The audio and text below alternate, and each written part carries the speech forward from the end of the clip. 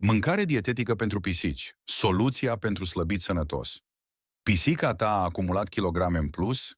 Excesul de greutate poate duce la probleme articulare, diabet și afecțiuni cardiace.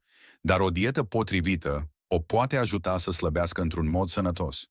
Hrana pentru slăbit trebuie să fie bogată în proteine de calitate, cum ar fi puiul, curcanul sau peștele, pentru a menține masa musculară. Carbohidrații trebuie să fie cu absorpție lentă. Evită cerealele procesate și optează pentru mazăre, linte sau dovleac, care oferă energie fără a provoca acumularea de grăsimi.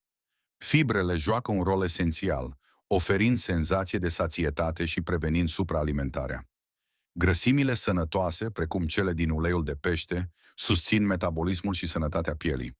Porțiile controlate și un conținut caloric redus, fără a compromite nutrienții esențiali, sunt cheia unei diete eficiente.